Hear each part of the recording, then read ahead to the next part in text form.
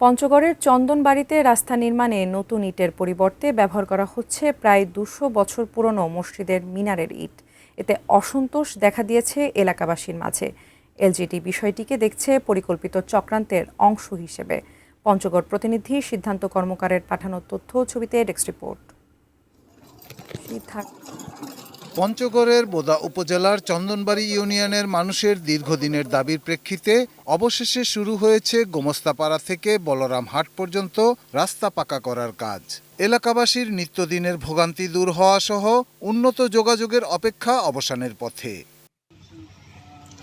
তবে ঠিকাদারি প্রতিষ্ঠানের অনিয়মের কারণে শুরুতেই প্রশ্নবিদ্ধ হয়ে পড়েছে প্রত্যাশিত সেই রাস্তা নির্মাণ। দেখা যাচ্ছে নতুন ইটের পরিবর্তে ব্যবহার করা হচ্ছে প্রায় ২০০ বছরের পুরনো মসজিদের মিনারের ইট। মসজিদের ইটাগুলা দিয়া দিছে যেখানে রাস্তার কাজে লাগে যায়। রোলার দিলে তো ইলা ভাগে একদম গুড়া হয়ে যাবে। যেন ভালোভাবে হয়, যেন অনিয়ম না হয়। দুই একটা ইট খারাপ আসবেই, ভালোর মধ্যে খারাপ আসবে ওটা।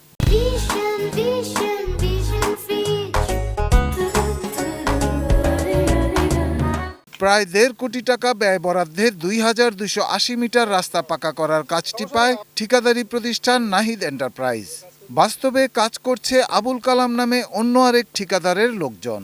মসজিদের মিনারের পুরনো ইট ব্যবহারের কথা স্বীকার করলেও নিজস্ব নানা যুক্তি তুলে ধরেন সাব ঠিকাদারও।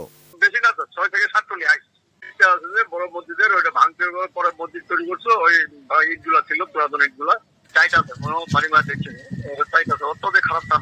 বিষয়টিকে দুঃখজনক মন্তব্য করে এলজিইডির এই কর্মকর্তা বলছেন, তাদের সুনাম নষ্ট করতে পরিকল্পিতভাবে ঘটানো হচ্ছে এমন ঘটনা।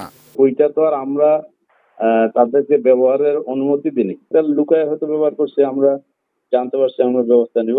এটা আসলে দুঃখজনক, আমাদের দপ্তরকে বদনাম করার জন্য পরিকল্পনা আর কি। Shahidul Rana, desk report, ATN news.